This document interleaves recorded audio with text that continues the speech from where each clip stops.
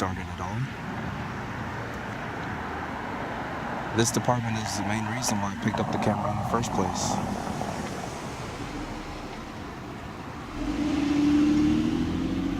And ever since then, I've been educating others and other police forces that, documenting what public officials do on public property is not illegal.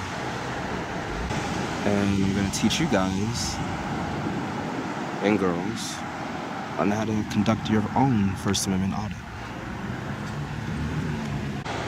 One thing I would never, ever recommend is doing these audits for the sole purpose of provoking or enticing an officer to come out and confront you or get into an arguing match or debating match.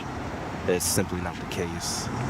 This whole purpose of filming what public officials do on public property is to not only exercise your First Amendment rights, but also to keep them accountable. As taxpayers, you have the right to observe how your tax dollars are being used, and you also have the right to document and record out in public. It's a very common misconception that a lot of people have that you need their permission to record out in public. No, that's not the case. There's no privacy. There's no expectation of privacy out in the public setting.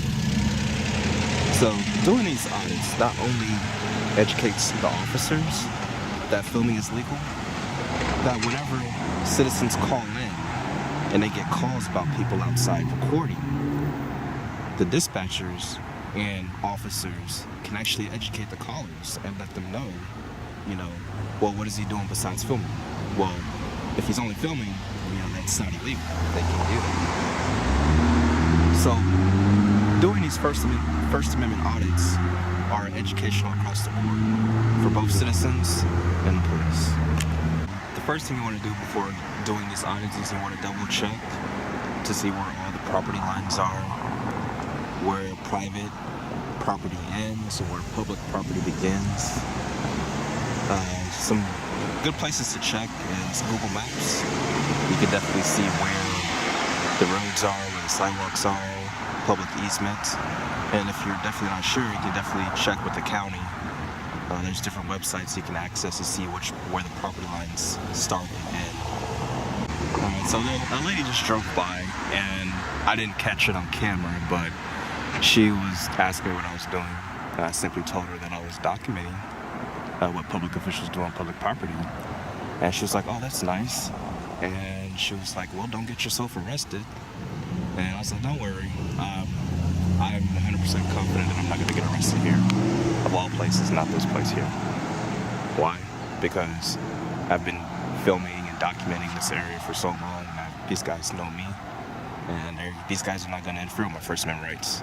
Well, not anymore. But it's actually quite terrifying that you can actually be arrested for filming out in public. There's nothing illegal about filming a police station. There's nothing illegal about filming government buildings. However, they do place certain restrictions, but when you're out in public in an open area, there's nothing illegal about that. I have certain rules that I follow, and it's very, very, very important that you do this rule. So rule number 1, be proficient in the laws in your area. Be very proficient. And what I mean by that is be very well educated in the laws, know them like the back of your hand, because they will be your best friend. Because whenever you're documenting out in public and an officer engages you, be sure to tell them the law or the code, so that way it's all documented that this officer had knowledge prior before making the legal arrest. Another rule that I practice and do very well, and also I encourage you guys to follow, is to try to remain cool, stay calm, stay relaxed, because you don't want to stoop down to the officer's level in an arguing match or a debating match. Just clearly state your point across, and the officer doesn't get it, state your point a second time. If by the second time they don't get it, then they will never get it. So at that point, just continue to document and remain silent. Now, if you're doing a silent treatment, then you're just going to remain silent the whole time. Document what you see out in public and not engage anybody into a conversation, which can be very challenging because you never know what that person might do, might say, and it might catch you off guard. So if you do decide to do a silent treatment, just be very, very cautious. Another rule is to never turn the camera off. You remember earlier how I was saying that a lady stopped and asked me a question and gave me her statement? Well, you don't have it on camera, so you never know exactly what happened. So that's just another prime example of to never turn the camera off until you are safely secure in your car, or if you're traveling down the road and you're long gone. So with that being said, make sure your cameras, your phones, and all equipment are fully charged and ready to go before you start doing your First Amendment audit.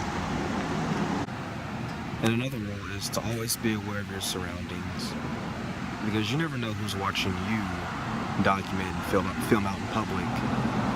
You know, people can be unpredictable, so always be aware of your surrounding.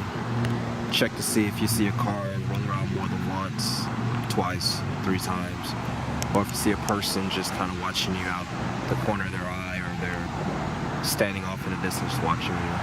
So just always be aware that there's someone out there watching you, or there's someone out there, you know, driving around, keeping tabs on you, which is okay to a certain extent. However, just don't go in doing these audits blind and not aware of your surroundings.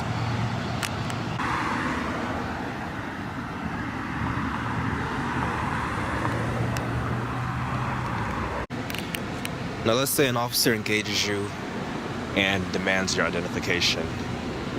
Now at this point you have 2 choices. You could either give up your ID, let them run your name, let them log the information, and it'll be over.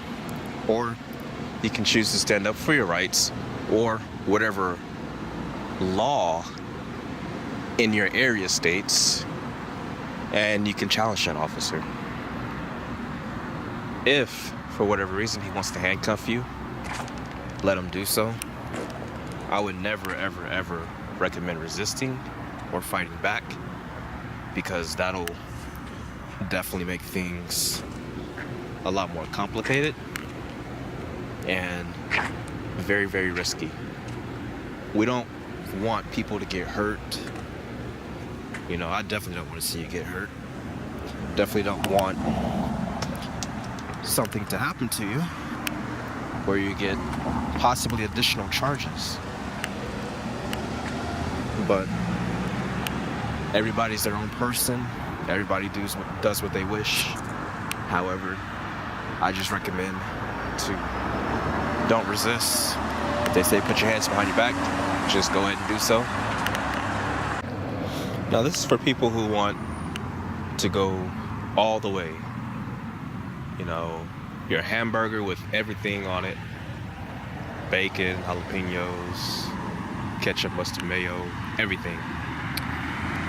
So the first thing you want to do is to park a good distance away. If your whole goal is to do this without being identified, don't carry ID, park far away, film, but say little as possible, know the laws in your area, and be prepared to get arrested. Now, the results may vary depending on police department to police department, or from person to person, meaning gender, age, race, sex, whatever you call it, whatever you want to call it. It varies. Alright, and this here is for all the officers or police officers watching this video. This video can actually help you and your department. If you see someone filming out in public in an open area, do not detain them, don't illegally arrest them, just don't do it. Because why? It's not illegal. It could definitely save you from a potential lawsuit. And two, you won't be an embarrassment to your department or to the city or to the community. Just honor your oath, uphold the First Amendment, the Fourth, and the Fifth. If a person chooses not to speak, they have a Fifth Amendment right. If they choose not to ID, depending on what state, they have the Fourth Amendment right. If they're out there documenting out in the public, in an open area, then they have the First Amendment right. In no way am I saying, oh, just ignore the person. It's okay to keep an eye on them. It's okay to walk up and inquire. However, do not in any way, shape, or form try to intimidate, threaten, harass the photographer. Just let them do their thing, and they'll be on their way. And that'll be it. But as we do know, that's not the case.